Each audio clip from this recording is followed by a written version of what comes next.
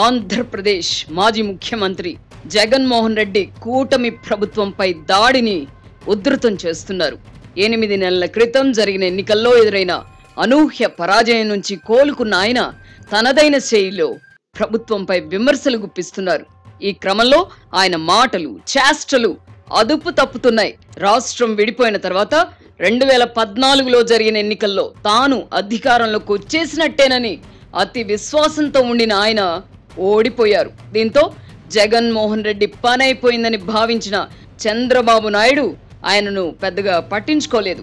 దీంతో ప్రశాంత్ కిషోర్ మార్గదర్శకత్వంలో జగన్మోహన్ రెడ్డి అప్పటి చంద్రబాబు ప్రభుత్వంపై విష ప్రచారం చేశారు. వంచనతో కూడిన రాజకీయాలతో ప్రభుత్వంపై వ్యతిరేకతను ప్రజల్లో పెంచగలిగారు. ఫలితంగా 2019 ఎన్నికల్లో 151 సీట్లు సాధించి భారీ విజయాన్ని సొంతం చేసుకున్నారు. దీంతో చంద్రబాబు కథ అయిపోయిందని భావించిన జగన్మోహన్ రెడ్డి తనదైన శైలిలో కక్ష రాజకీయాలకు తెరలేపారు. తన సన్నిహితులు వారించినా వినకుండా అప్పుడు ప్రతిపక్షంలో ఉన్న చంద్రబాబును అరెస్టు చేయించి జైల్లో పెట్టారు. అప్పుడు కేంద్రంలో అధికారంలో ఉన్న ప్రధాని నరేంద్ర మోదీతో సత్సంబంధాలు ఉండడంతో జగన్మోహన్ రెడ్డి ఆడింది ఆట, పాడింది పాటగా సాగింది. 2024 ఎన్నికల నాటికి పరిస్థితులు మారిపోయాయి. 2014 ఎన్నికల సందర్భంగా బీజేపీతో కలిసి పోటీ చేసిన ఎన్డీఏలో భాగస్వామిగా ఉన్నప్పటికీ ప్రధాని మోదీకి ముఖ్యమంత్రి చంద్రబాబుకు మధ్య సత్సంబంధాలుండేవి కావు. ఈ క్రమంలో చంద్రబాబు భారతీయ జనతా పార్టీకి దూరమయ్యారు. బీజేపీతో నేరుగా పొత్తు లేకపోయినా 5 ఏళ్ల పాటు కేంద్రంలో ప్రభుత్వానికి జగన్మోహన్ రెడ్డి పూర్తి మద్దతు ప్రకటించారు. కేంద్రం కూడా జగన్మోహన్ రెడ్డికి అండగా నిలబడింది. 2014 ఎన్నికల్లో జాతీయ స్థాయిలో ఎన్డీఏ భాగస్వామ్య పక్షాలు కలిసి పోటీ చేసిన ఆ తర్వాత వాటికంత ప్రాధాన్యత ఉండేది కాదు. 2019 ఎన్నికల్లో భారతీయ జనతా పార్టీకి సొంతంగా మెజారిటీ లభించడంతో ప్రధాని నరేంద్ర మోదీ సర్వం తానే వెలుగొందారు. 2024 నాటికి పరిస్థితులు తలకిందులయ్యాయి. భారతీయ జనతా పార్టీకి సొంతంగా మెజారిటీ లభించలేదు. 2019 ఎన్నికల్లో తాను ఏసడించుకొని దూరం పెట్టిన తెలుగుదేశం పార్టీతో పొత్తు పెట్టుకోవాలని ప్రధాని మోదీ స్వయంగా నిర్ణయించుకున్నారు. 3వసారి తన నేతృత్వంలో కేంద్రంలో ప్రభుత్వం ఏర్పాటుకు తెలుగుదేశం పార్టీ మద్దతు కీలకమైంది. బీహార్లో నితీష్ కుమార్ నాయకత్వంలోని జేడీయూ మద్దతు కూడా అవసరమైనప్పటికీ ఇటీవలి కాలంలో నితీష్ ఆరోగ్యం క్షీణించడంతో కేంద్రంలో ముఖ్యంగా ఎన్డీఏలో చంద్రబాబుకు ప్రాధాన్యత ఏర్పడింది. చంద్రబాబు కూడా 2019 నాటి అనుభవంతో ప్రధాని మోదీ, హోంమంత్రి అమిత్ షాలతో సత్సంబంధాలతో ముందుకెళ్తున్నారు. గతానికి భిన్నంగా ప్రధాని మోదీ కూడా ముఖ్యమైన సందర్భాలలో ఎన్డీఏను ప్రొజెక్ట్ చేయడం మొదలుపెట్టారు.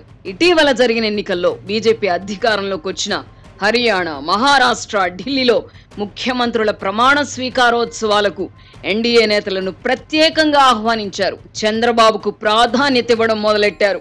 అనారోగ్యం కారణంగా నితీష్ కుమార్ క్రియాశీలక రాజకీయాలకు దూరంగా ఉండడంతో ఎన్డీఏలో చంద్రబాబుకు ప్రాధాన్యత మరింత పెరిగింది. జాతీయ స్థాయిలో ఎన్డీఏకు పోటీగా రూపుదిద్దుకున్న ఇండియా కూటమి ఉనికి ప్రశ్నార్థకంగా మారింది. ఇండియా కూటమిలో బలంగా కనిపించిన కేజ్రీవాల్ ఢిల్లీ ఎన్నికల్లో ఓటమి పాలవడంతో భారతీయ జనతా పార్టీని ఇప్పుడు ఢీ కొనగల నాయకులు జాతీయ స్థాయిలో కొరవడ్డారు. పశ్చిమ బెంగాల్ ముఖ్యమంత్రి మమతా బెనర్జీ, తమిళనాడు ముఖ్యమంత్రి స్టాలిన్ తమ రాష్ట్రాలలో బలంగా ఉన్నప్పటికీ జాతీయ స్థాయిలో ప్రభావం చూపగల నాయకులు లేకుండా పోయారు. ఈ క్రమంలో ప్రధాని తదుపరి టార్గెట్ మమతా బెనర్జీ కావచ్చు. గతంలో భారతీయ జనతా పార్టీని మాత్రమే బలోపేతం చేయడానికి ప్రయత్నించిన ప్రధాని మోదీ ఇప్పుడు ఎన్డీఏను బలోపేతం చేయడంపై దృష్టి పెట్టారు. ఈ క్రమంలో చంద్రబాబుకు ప్రాధాన్యత మరింత పెరిగింది. కేంద్రంలో తనకు పెరిగిన పరపతితో రాష్ట్రాన్ని గాడిన పెట్టడానికి చంద్రబాబు ప్రయత్నాలు మొదలెట్టారు. ఫలితంగా కేంద్రం నుంచి వివిధ పథకాలకు భారీగా ఆర్థిక సహకారం అందుతోంది. ప్రతిపాదిత పథకాలన్నీ కార్యరూపం దాల్చితే రాష్ట్రంలో అభివృద్ధి పుంజుకుంటుంది. 1,00,000 కోట్లకు పైగా నిధులు అందుబాటులోకి వస్తాయి. ఈ నేపథ్యంలో జాతీయ స్థాయి పరిణామాలను, కేంద్రంలో పెరిగిన చంద్రబాబు ప్రాధాన్యతను పరిగణలోకి తీసుకోకుండా కూటమి ప్రభుత్వంపై జగన్మోహన్ రెడ్డి దాడిని ఉధృతం చేశారు. ఈ క్రమంలో ఆయన ఎంచుకున్న 2 కార్యక్రమాలు కూడా బెడిసి కొట్టాయి. ఒక కేసులో అరెస్ట్ అయిన వల్లభనేని వంశీని జైల్లో పరామర్శించిన జగన్మోహన్ రెడ్డి పోలీసులపై విరుచుకుపడ్డారు. వంశీని అరెస్ట్ చేసి జైల్లో పెట్టిన అధికారులు పదవీ విరమణ చేసినా తాము అధికారంలోకి వచ్చిన తర్వాత దుస్తులోడదీసి నిలబెడతానని హెచ్చరించారు. దీనిపై పోలీసు అధికారుల సంఘం ఘాటుగా స్పందించింది. అధికారంలో ఉన్నప్పుడు విర్రవీగిన నందిగం సురేష్, వల్లభనేని వంశీ వంటి వారిని పరామర్శించడం ద్వారా రాజకీయ లబ్ధి పొందాలనుకోవడమే జగన్మోహన్ రెడ్డి చేసిన తప్పు. అధికారంలో ఉన్నప్పుడు చంద్రబాబు సతీమణి భువనేశ్వరిని దారుణంగా అవమానించిన వల్లభనేని వంశీపై ఇంకెప్పుడు చర్యలు తీసుకుంటారు అని కూటమి ప్రభుత్వంపై మరోవైపు ఒత్తిడి పెరిగింది. చంద్రబాబు మెతక వైఖరి ప్రదర్శిస్తున్నారంటూ తెలుగుదేశం పార్టీ కార్యకర్తలు సోషల్ మీడియాలో ఏకంగా పోస్టులే పెట్టారు. అయితే చంద్రబాబు కార్యకర్తల వలె ఆవేశపడకుండా సమయం, సందర్భం కోసం వేచి చూశారు. కిడ్నాప్ కేసులో వంశీ చిక్కుకోగానే అరెస్ట్ చేయించారు. అధికారంలో ఉన్నప్పుడు గన్నవరంలో తెలుగుదేశం పార్టీ కార్యాలయంపై వైసీపీ దాడి సందర్భంగా ఫిర్యాదు చేసిన సత్యవర్ధన్ అనే అతన్ని బెదిరించి ఫిర్యాదును ఉపసంహరింపజేయించిన వల్లభనేని వంశీ మొత్తం మీద చంద్రబాబు విసిరిన వలలో చిక్కుకున్నారు. ఈ క్రమంలో జైలులో ఉన్న వంశీని జగన్మోహన్ రెడ్డి పరామర్శించారు. వంశీపై తప్పుడు కేసు పెట్టి అన్యాయంగా అరెస్ట్ చేశారని జగన్మోహన్ రెడ్డి విమర్శించిన కొద్దిసేపటికే హైదరాబాద్ లోని మై హోమ్ భుజ అపార్ట్మెంట్ లోని లిఫ్ట్ లో సత్యవర్ధన్ వెంటబెట్టుకుని వంశీ తీసుకువెళ్లిన వీడియో ఫుటేజ్ ను మంత్రి కొల్లు రవీంద్ర మీడియాకు విడుదల చేశారు. దీంతో వంశీని అన్యాయంగా అరెస్ట్ చేశారన్న జగన్ ఆరోపణలకు విలువ లేకుండా పోయింది. 2014-2019 మధ్య కాలంలో జగన్మోహన్ రెడ్డి ఇలాంటి విన్యాసాలు చేసినప్పుడు అప్పుడు అధికారంలో ఉన్న Chandrababu and co counter attack చేయలేదు. దీంతో ఇప్పుడు జగన్మోహన్ రెడ్డి తనకు మాత్రమే సొంతమైన వంచన రాజకీయాలకు మళ్లీ శ్రీకారం చుట్టారు. అయితే జగన్మోహన్ రెడ్డికి గ్రహబలం ఈసారి అనుకూలంగా ఉన్నట్టు లేదు. విజయవాడ నడి వీధుల్లో జగన్మోహన్ రెడ్డి రక్తి కట్టించాలనుకున్న సన్నివేశాలు వికటించాయి. ఎన్నికలకు ముందు మా ఓటర్లు వేరే ఉన్నారు అని సజ్జల రామకృష్ణారెడ్డి వంటి వారు అనేవారు. ఇప్పుడు జగన్మోహన్ రెడ్డి మద్దతుదారులు కూడా మా ముఖ్యమంత్రి వేరే ఉంటారు అని భావిస్తున్నట్టుగా ఉన్నారు. సాధారణ ఎన్నికలకు కొంచెం ముందు ప్రతిపక్షంలో ఉన్న నాయకుడిని ఉద్దేశించి సీఎం సీఎం అని నినాదాలు చేస్తే అర్థం చేసుకోవచ్చు. కానీ ఎన్నికలు జరిగిన 8 నెలలకే, అది కూడా 11 సీట్లు మాత్రమే గెలుచుకున్న ఒక వ్యక్తిని ఉద్దేశించి సీఎం సీఎం అని నినదించడం, అలా నినాదాలు చేసినా చేయించుకున్న వారి మనోవికారాలని అద్దం పడుతుంది. ఇలాంటి నినాదాలు జగన్మోహన్ రెడ్డికి ఆనందాన్ని ఇస్తూ ఉండవచ్చు, కానీ వినేవారికి ఎబ్బెట్టుగా ఉంటాయి. ఇలాంటి లేకి పోకడలు పోయిన వారిని వారించుంటే గత ఎన్నికల్లో జగన్మోహన్ రెడ్డికి ఇంతటి పరాభవం జరిగి ఉండేది కాదు. చంద్రబాబు, లోకేష్ కంటే అందంగా ఉంటారు కనుక కొడాలి నాని, దేవినేని అవినాష్ను కూడా త్వరలో అరెస్టు చేసినా ఆశ్చర్యపోవలసిన అవసరం లేదని జగన్మోహన్ రెడ్డి చేసిన వ్యాఖ్యలు కూడా రోతగా ఉన్నాయి. తనకంటే చంద్రబాబు అందంగా ఉంటారని అప్పట్లో ఆయనను అరెస్ట్ చేయించావా అని ఎవరైనా ప్రశ్నిస్తే జగన్మోహన్ రెడ్డి ఏం సమాధానం చెప్తారు? తాను సెటైర్లు వేశానని జగన్మోహన్ రెడ్డి అనుకుని ఉండవచ్చును, గాని ఆయన వ్యాఖ్యలు విన్నవారికి కంపరం కలిగించాయి. ఈ సందర్భంగానే జగన్ అండ్ కో ప్రదర్శించిన మరో సన్నివేశం కూడా వికటించింది. 8వ తరగతి చదువుతున్న ఒక చిన్న పిల్లను తీసుకొచ్చి జగన్ మామయ్య నాకు అమ్మఒడి రావడం లేదు అని విలపింపజేశారు. 2014-19 మధ్య కాలంలో ఇలాంటి నాటకాలకే తెరలేపిన జగన్ అండ్ కో ఇప్పుడు అవే నాటకాలను ప్రదర్శించడం మొదలెట్టారు. అప్పట్లో ఇలాంటి నాటకాలను పట్టించుకొని తెలుగుదేశం పార్టీ గాని వారి సోషల్ మీడియా గాని ఇప్పుడు ధీటుగా స్పందించి ఆ పాప పూర్వాపరాలను బయటపెట్టింది. జగన్మోహన్ రెడ్డిని హత్తుకొని విలపించిన ఆ పాప తండ్రి, మేనమామ కరుడుగట్టిన వైసీపీ అభిమానులు అమ్మ ఒడి రావడం లేదని ఆ పిల్ల ఏడుస్తూ చెబుతున్నప్పుడు తండ్రి మేనమామ నవ్వడం కనిపించింది. అమ్మ ఒడి రానందున ఆ పిల్ల చదువు నిజంగా ఆగిపోయే పరిస్థితే ఉంటే వారలా నవ్వుకోరు కదా. నిజానికి జగన్మోహన్ రెడ్డి కూడా అధికారంలోకి వచ్చిన వెంటనే అమ్మ ఒడి అమలు చేయలేదు. 2020 నుంచి అమలు చేశారు. ఇప్పుడు చంద్రబాబు కూడా తల్లికి వందనం పథకాన్ని ఈ ఏడాది జూన్ నుంచి అమలు చేస్తామని ప్రకటించారు. మొత్తం మీద విజయవాడ నడి వీధుల్లో జగన్ అండ్ కో ప్రదర్శించిన వీధి నాటకం వికటించింది. జగన్మోహన్ రెడ్డి వద్ద విలపించిన ఆ పాప చదువు నిజంగానే ఆగిపోయే పరిస్థితి ఉంటే ఆ పిల్ల చదువు ఖర్చులకు జగన్మోహన్ రెడ్డి ఎందుకు సహాయం చేయలేదు? ఆ మాత్రం స్తోమత జగన్మోహన్ రెడ్డికి లేదా? లేక ఆయనలో మానవత్వం అనేది మచ్చుకైనా లేదా? స్క్రీన్ ప్లే డైరెక్షన్ లో ఎక్కడో లోపం జరిగింది. స్క్రీన్ ప్లే పకడ్బందీగా రూపొందించుంటే పక్కన ఉన్న వారి జేబులోంచి డబ్బులు తీసి జగన్మోహన్ రెడ్డి సదరు పిల్లకిచ్చి ఉండేవారు. చంద్రబాబు మోసం చేశారనే అనుకుందాం. కరుణామయుడు, పేదల పెన్నిధిగా చెప్పుకునే జగన్మోహన్ రెడ్డి ఆ పిల్ల చదువు కోసం 15,000 ఇవ్వలేరా? పుచ్చుకోవడం తప్ప ఇవ్వడం తెలియని జగన్ కు ఇలాంటి ఆలోచనలు ఎలా వస్తాయిలేండి.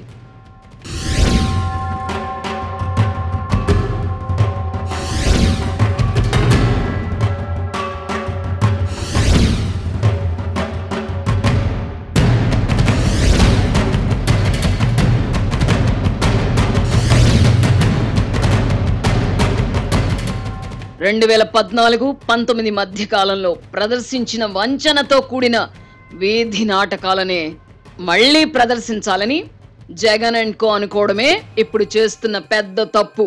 వల్లభనేని వంశీపై మెజారిటీ ప్రజల్లో సదభిప్రాయం లేదు. అలాంటి వంశీ కోసం జగన్ అండ్ కో వీధి నాటకాలకు తెరతీయడం రెండో పొరపాటు. నిజానికి జగన్ వెంట ఇప్పుడు కనిపిస్తున్న వారి పట్ల ప్రజలకు సదభిప్రాయం లేదు. అధికారంలో ఉన్నప్పుడు వారు ప్రవర్తించిన తీరును ప్రజలు ఇంకా మర్చిపోలేదు.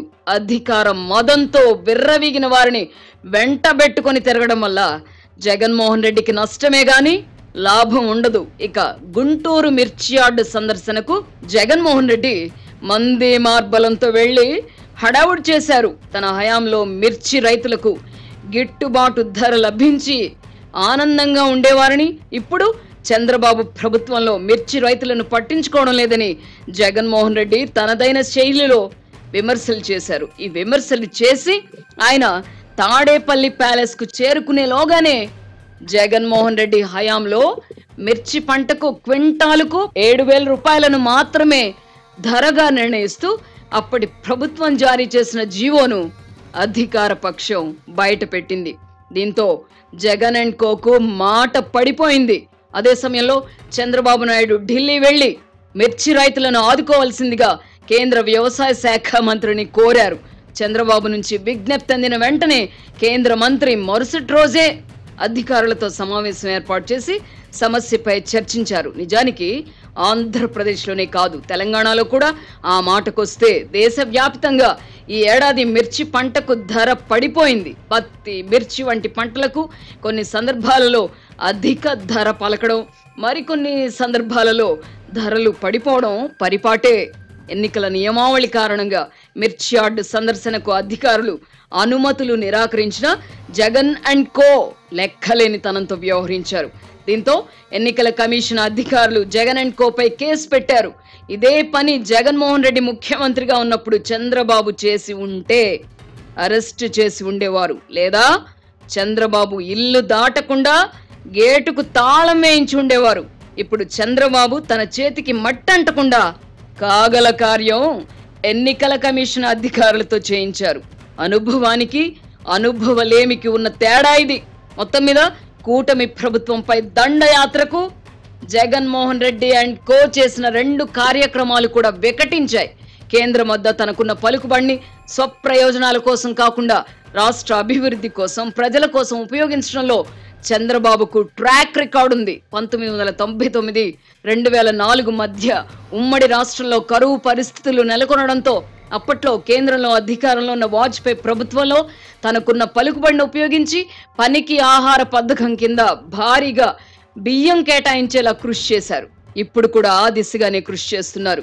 విశాఖ ఉక్కుకు ప్రైవేటు ముప్పు తప్పించగలిగారు. పోలవరం రాజధానికి నిధులు సాధించారు. కేంద్రంలో నరేంద్ర మోదీ ప్రభుత్వానికి ఇప్పుడు జగన్మోహన్ రెడ్డి అవసరం లేదు. ఎన్డీఏ బలపడడం ఇప్పుడు ప్రధాని నరేంద్ర మోదీకి ముఖ్యం. ఈ మార్పును అర్థం చేసుకోకుండా జగన్మోహన్ రెడ్డి గతంలో వలె కాలం చెల్లిన ట్రిక్కులు ప్రదర్శిస్తే వాటిని తనకు అనుకూలంగా మలుచుకోకుండా చంద్రబాబు ఉంటారా? చుట్టూ ఉన్మాద మూకను పోగేసుకుని ప్రభుత్వంపై దండయాత్రకు జగన్మోహన్ రెడ్డి ఎన్ని ప్రయత్నాలు చేసినా ఫలితం ఉండదు. నిజానికి విజయవాడ, గుంటూరులో చేపట్టిన కార్యక్రమాల వల్ల జగన్ అండ్ కో పరోక్షంగా తెలుగుదేశం పార్టీకి మేలే చేశారు. జగన్మోహన్ రెడ్డి కార్యక్రమాల ముందు వరకు తెలుగు తమ్ముళ్ళు సోషల్ మీడియాలో చంద్రబాబు ప్రభుత్వంపై అసంతృప్తి వ్యక్తం చేస్తూ వచ్చారు. తమ అంచనాలకు అనుగుణంగా ప్రభుత్వం పనిచేయడం లేదని విమర్శలు మొదలుపెట్టారు. కూటమి ప్రభుత్వానికి వ్యతిరేకంగా ప్రచారం చేయడంలో బిజీగా ఉండేవారు.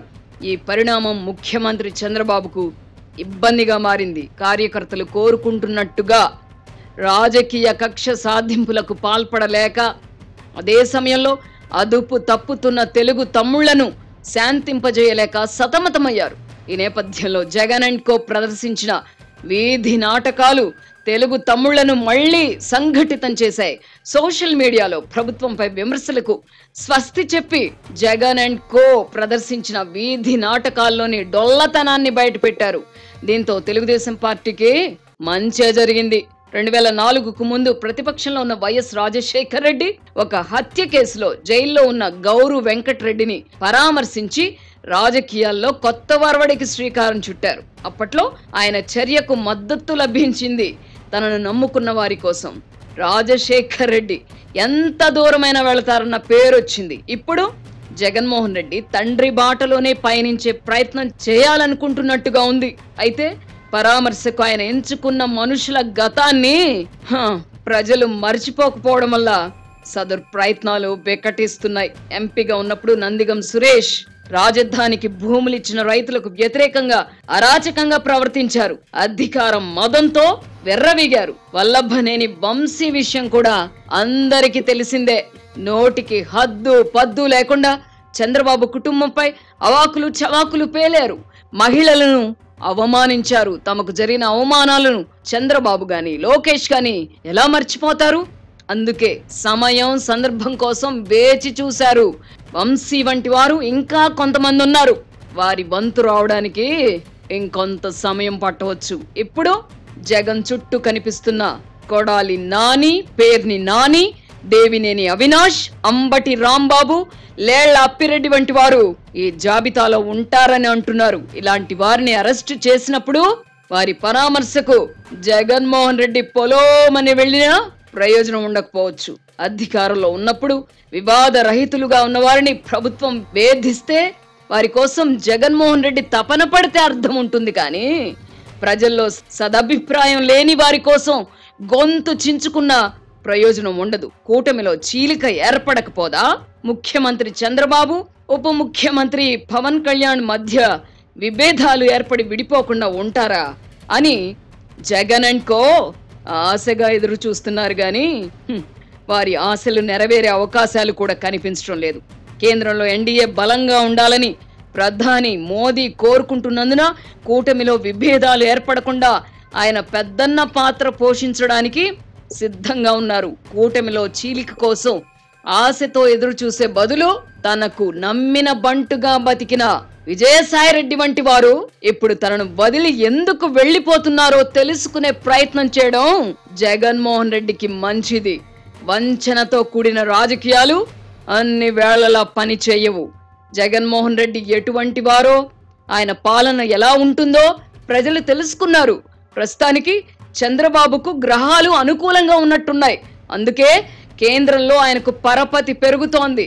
బీహార్ ముఖ్యమంత్రి నితీష్ ఆరోగ్యం క్షీణించడం, మహారాష్ట్రలో కూటమిలో విభేదాలు ఏర్పడడంతో ఎన్డీఏలో చంద్రబాబు ప్రాధాన్యత మరింత పెరుగుతోంది. ఈ పరిస్థితిని ఆయన రాష్ట్రాభివృద్ధి కోసం ఉపయోగించాలని కోరుకుందాం.